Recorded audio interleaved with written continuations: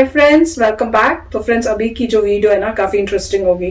Title है 20 facts you did not know about Samantha Akkineni the family man. तो अगर आपने फैमिली मैन नहीं देखी तो अच्छा, आपको तो बता दें, हम तो देख चुके हैं। हमने उसके सारे एपिसोड सब देख लिए और काफी मजेदार थी। और इसमें बस मुझे ये था कि बहुत उन्होंने तमिल यूज की थी, तो उस वजह से बड़ी मुश्किल होती थी। वो कैप्शन देखना पड़ता था नीचे कि भैया क्या लिखा हुआ है, तो उसमें बस थोड़ी सी प्रॉब्लम हुई थी, पर काफी अच्छी मजेदार बनाई थी। और जब उन्होंने दिखाया कि फैमिली मैन में वो जो दोस्त था उसको गोली लग गई, तो मैंने कहा है उसको मार मत दें, कि अगर वो मर गया तो फिर नेक्स्ट जो सीजन आएगा उसमें वो आ नहीं सकता। और दोनों दोस्तों की जो रिलेशनशिप है वो बड़ी अच्छी है, पर मेरे ख्याल से वो फिर इवेंचुअली दिखाते हैं कि वो बच जाता है, तो काफी अच्छा था। तो बैक टू दिस, तो ये जो है ये वही वाली है जो नेगेटिव रोल मेरे ख्याल से उसमें प्ले कर रही हैं, तो उनके बारे में है 20 फैक्ट्स। तो देखते हैं, तो वीडियो शुरू करते हैं। पर वीडियो शुरू करने से पहले अगर आप चैनल पर नए हो और आपने अभी तक सब्सक्राइब नहीं किया तो जल्दी से पहले सब्सक्राइब के बटन बेल आइकन को क्लिक कर लो, ताकि आपको हमारे सारे न्यू वीडियोस के नोटिफिकेशन मिल जाए जैसे हम अपलोड करें। अगर आपको वीडियो पसंद आता है प्लीज लाइक एंड शेयर। हमारा दूसरा चैनल, ट्विटर, इंस्टाग्राम अकाउंट, सबके डिटेल्स है डिस्क्रिप्शन बॉक्स में, उनको भी सब्सक्राइब और फॉलो कर लेना। चलिए शुरू करते हैं। Welcome to social. Samantha Akkineni south industry की टॉप एक्ट्रेसेस में से एक है, जिन्हें पूरे इंडियन सिनेमा की ऑडियंस देखना पसंद करती है। कमर्शियल फिल्म से शुरुआत करने के बाद समांथा ने करियर के दूसरे स्टेज पर काफी पावरफुल रोल्स करना शुरू किए, जिससे उनकी क्रेडिबिलिटी एज एन एक्टर बढ़ गई है। समांथा को बहुत लोग उनकी हिंदी डब्ड फिल्म से जानते हैं, तो काफी नए फैंस उन्हें फिल्म सुपर डिलक्स की वजह से मिले हैं। आज उनकी पॉपुलैरिटी इतनी ज्यादा है कि उन्हें इवन बॉलीवुड में भी बिग बजट मूवीज ऑफर की जाती हैं। रिसेंटली उन्हें द फैमिली मैन सीजन 2 में देखा जाने वाला है, जिसको लेकर ऑलरेडी काफी हाइप बनी हुई है। इस वीडियो में हम आपको समांथा अकीनीनी के बारे में 20 फैक्ट्स बताएंगे जो शायद आप नहीं जानते हो। तो आपसे रिक्वेस्ट है कि इस वीडियो को आप एंड तक जरूर देखें। बड़ी डिफरेंट लग रही है ना।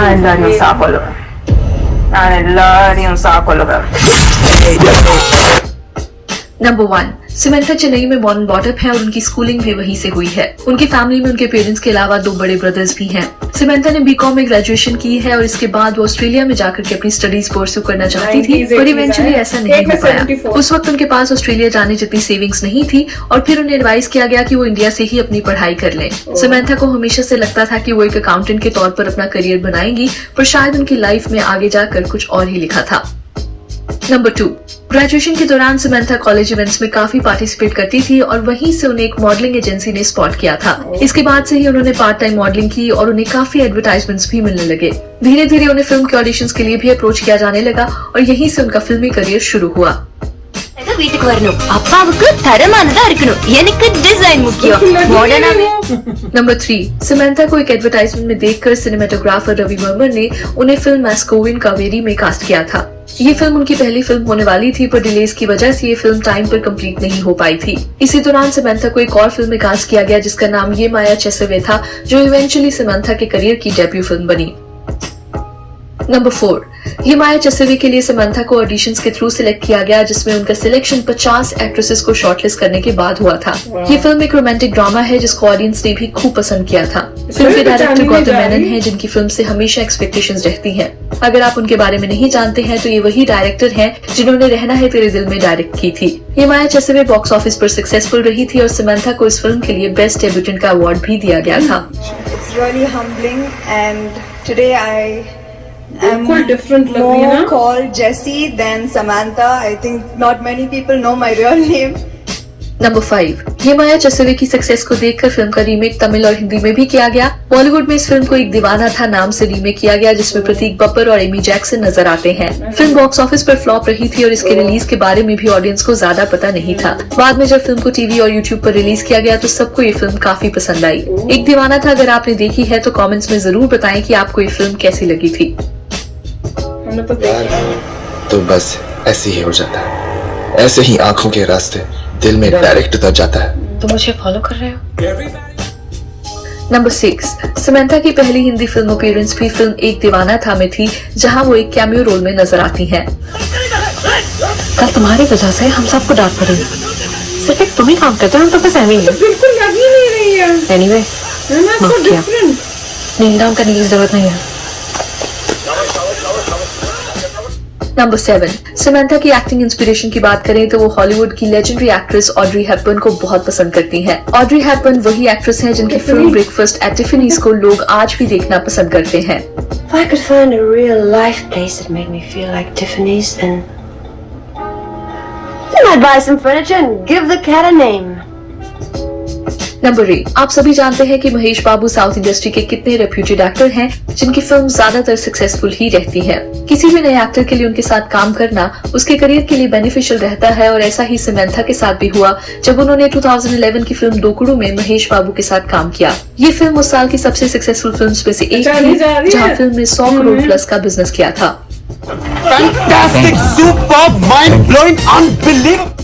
नंबर 9, 96 तमिल सिनेमा की एक बहुत ही एक्लेम्ड फिल्म है जो हमारी भी पर्सनल फेवरेट्स में से एक है। तेलुगु में इस फिल्म का रीमेक किया गया जिसमें समंथा को ही फीमेल लीड के तौर पर कास्ट किया गया। फिल्म का नाम जानू है और इसे 96 फिल्म के डायरेक्टर सी प्रेम कुमार ने ही बनाया है। नंबर 10, समंथा को फिल्म सुपर डीलक्स में भी देखा गया है जहां वो फहाद फाजिल के साथ नजर आती हैं। समंथा इस फिल्म के लिए फर्स्ट चॉइस नहीं थी बल्कि उनसे पहले काफी एक्ट्रेसेस को इस रोल के लिए अप्रोच किया गया था। ये रोल काफी बोल्ड था और फिल्म में दिखाए गए कुछ सीन से सभी एक्ट्रेसेस कंफर्टेबल नहीं थी, इसलिए उन सभी ने फिल्म को रिजेक्ट कर दिया था। समंथा को फिल्म की कहानी सुनाई गई तो उन्हें भी अपना रोल काफी डिफिकल्ट लगा, पर इसी चीज को वो एज अ चैलेंज एक्सेप्ट करना चाहती थी। सुपर डीलक्स में उनका कैरेक्टर ऑडियंस और क्रिटिक्स ने काफी अप्रिशिएट किया, जहाँ फिल्म के बाद उन्हें बॉलीवुड से ऑफर्स आने लगे। अगर आपने सुपर डीलक्स देखी है तो कमेंट्स में हमें बताएं कि फिल्म में समंथा की परफॉर्मेंस आपको कैसी लगी थी। ஒரு ஆள் மலைப்பாதையில தனியா போகையில புலி அவனை திடீர்னு துரத்த அவன் ஒளி இடம் இல்லாம ஓட ஓட புலி அவனை। फिल्म एगा साउथ सिनेमा की एक आइकॉनिक फिल्म है जिसे हिंदी में भी डब किया गया था। फिल्म का नाम हिंदी में मक्खी रखा गया था और इस फिल्म के बारे में आपने जरूर सुना होगा। फिल्म की कहानी भी कुछ इस तरह है जहां फिल्म का मेन नैरेटिव एक मक्खी के अराउंड बेस्ड है। अगर आपने ये फिल्म नहीं देखी है तो डेफिनेटली आपको इसकी स्टोरी सुनकर थोड़ी हंसी आ रही होगी।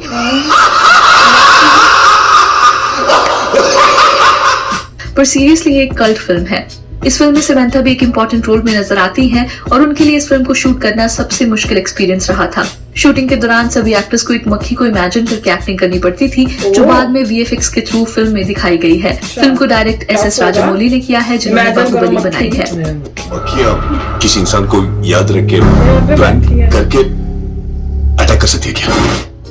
Number 12, the family man season 2 में समंथा एक इम्पोर्टेंट रोल में नजर आने वाली है और ये शो उनका हिंदी में किया गया पहला प्रोजेक्ट होगा। समंथा ने जब सीजन 1 देखा तो उन्हें कभी आइडिया नहीं था कि सीजन 2 में उन्हें ही कास्ट किया जाएगा। समंथा ने एक इंटरव्यू में बताया कि मनोज बाजपेयी के साथ एक्ट करना उनके लिए एक ऑनर से कम नहीं है और इस शो में उनका कैरेक्टर उनके बाकी कैरेक्टर से बिल्कुल अलग है। I'm truly honored actually to just be a part of this team and be a part of this show and in a dream role.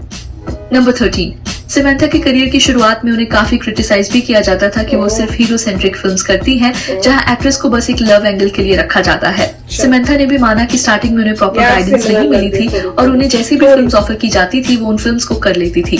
2016 से वो अपनी फिल्म्स को लेकर काफी सिलेक्टिव हो गई हैं और अब उन्हें उनकी परफॉर्मेंसेस के लिए जाना जाता है। उनके कुछ एक्लेम्ड परफॉर्मेंसेस की बात करें तो सुपर डीलक्स, मजिली, यूटर्न जैसी फिल्म्स में उनकी एक्टिंग काफी उभर के सामने आती है। आप अगर हमें उनकी कोई फिल्म रेकमेंड करना चाहते हैं तो वो आप हमें अपने कमेंट्स के थ्रू कर सकते हैं।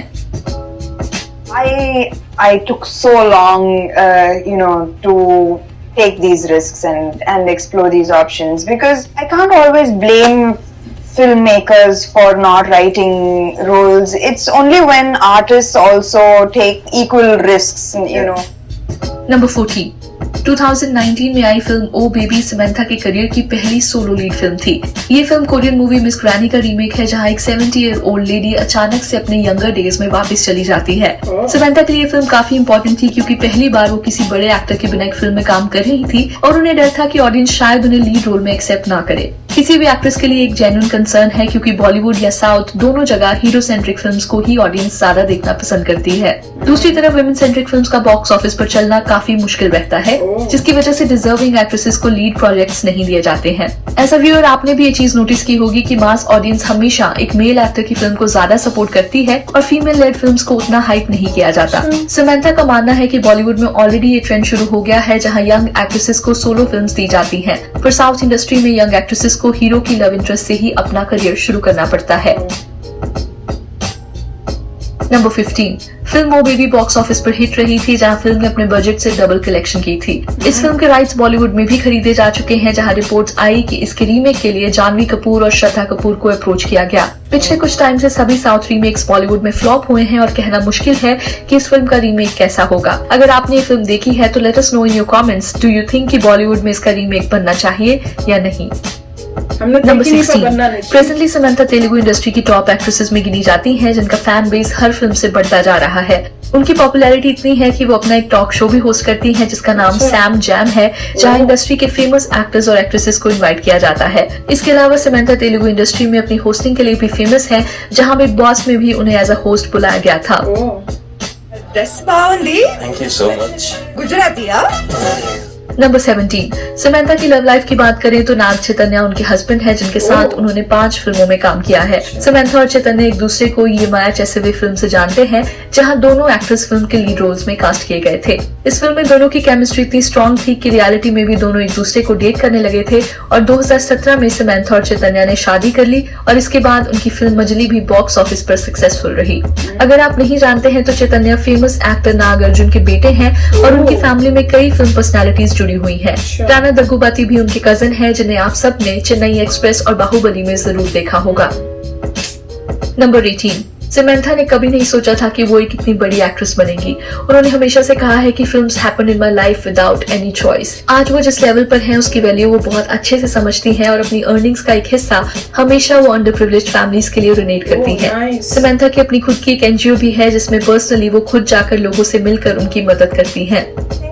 That at the point of time when I was struggling in my life and my mom was struggling, if somebody came and helped us, I know the feeling of how it would have helped. The gratitude that family would have is way more than the kind of the pleasure that I get from spending the money, like spending the money on myself or something. So I that's why, you know, when you see things, you remember.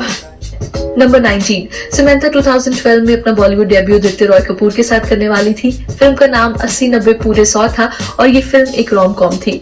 एक दीवाना था कि director Gautam Menon ही इस film को बनाने वाले थे, पर जब उनकी फिल्म एक दीवाना था फ्लॉप हो गई तो इस फिल्म को कैंसिल कर दिया गया। नंबर 20, फिल्म पुष्पा के लिए भी समंथा को अप्रोच किया गया था, पर उस वक्त वो ऑलरेडी द फैमिली मैन की शूटिंग के लिए अपनी डेट्स दे चुकी थी, इसलिए उन्होंने फिल्म को रिजेक्ट कर दिया। समंथा के रिजेक्ट करने के बाद इस रोल के लिए रश्मिका मंडाना को लिया गया था। द फैमिली मैन और पुष्पा दोनों से ही ऑडियंस को काफी एक्सपेक्टेशंस हैं एंड लेट्स सी दोनों का रिजल्ट कैसा रहता है।